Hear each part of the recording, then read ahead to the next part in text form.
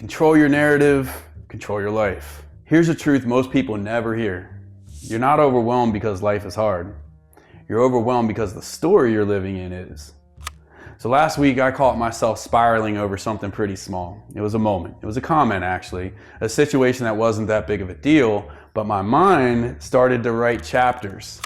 What did they mean? What they didn't say? How might it affect me? What should I have said differently? I'm assigning interpretations based on assumptions, forming opinions on bits and pieces of the overall situation. Sound familiar? None of it was true. The story I created caused more stress than the situation itself. Sound familiar? What's the root cause for spiraling?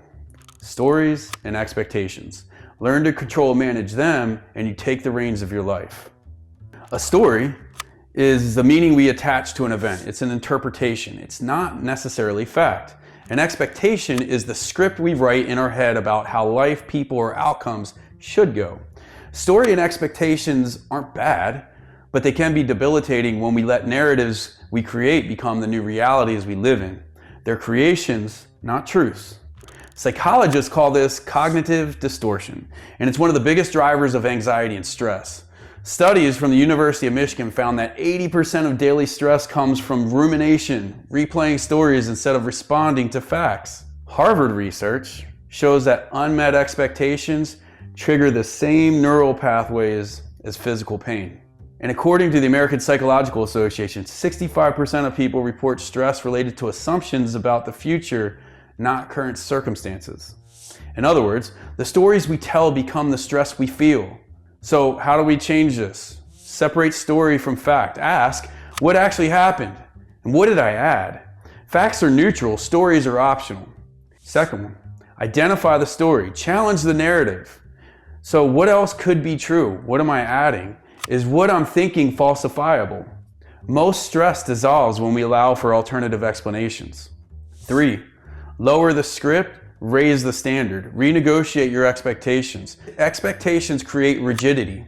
Standards create direction. Do you want to be the type of person that conditions how they show up based on expectations? If so, I'm sorry to inform you, but spending your life keeping a tab is going to leave you to misery. If you don't want to carry that bag of bricks of unmet expectations, trade "it should go this way" for "I'll show up my best regardless of the outcome." Number 4. Come back to the present, not imagine futures. Future-based stress is almost always fiction.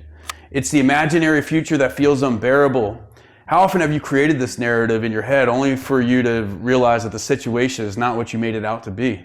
It's never as bad or as good as you're making it out to be. So why waste time living in the uncertainty? The present is almost always manageable. Bring attention back to what's real right now. 5. Choose stories that empower progress. You know what's really cool? You're allowed to shift the narrative. You can erase and rewrite anytime you want. You get to decide whether the narrative is "I failed" or "I learned." From "I'm behind" to "I'm growing." From "it shouldn't be this hard" to "resilience is earned when it's hard." From "why me" to "this is shaping me." One keeps you stuck, the other moves you forward. If your stories involve others, you have 3 choices. Accept it, change or challenge it, or leave it. Your brain is a prediction machine. When it lacks facts, it fills in the blanks with threat. Awareness breaks this loop. It's why staying in curiosity would be a better default mindset. If you're judging, assuming, or assigning an interpretation, perhaps try questions and seek to understand instead. Emotional control isn't about suppression, it's about interpretation. How you frame an event determines how you feel about it.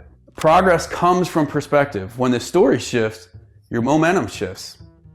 This is the same principle elite performers use. So they control their internal narratives, maintain clarity, and then they act with purpose. Don't misunderstand me. Mental peace isn't the absence of problems. It's finding perspective to keep your peace amongst them. So here's the invitation I have for you. The next time your mind starts spinning a story, pause. Ask yourself, is this the truth or is this the version I'm choosing? Life gets lighter when we stop living inside imaginative narratives and we start responding to what's real. When you control the narrative, you take back your peace, your presence, and your power. If this landed with you, share it with somebody who might need a breath of clarity today. And if you want more tools to build a calmer, more intentional life, I'm always here. Make it a great day. Much love.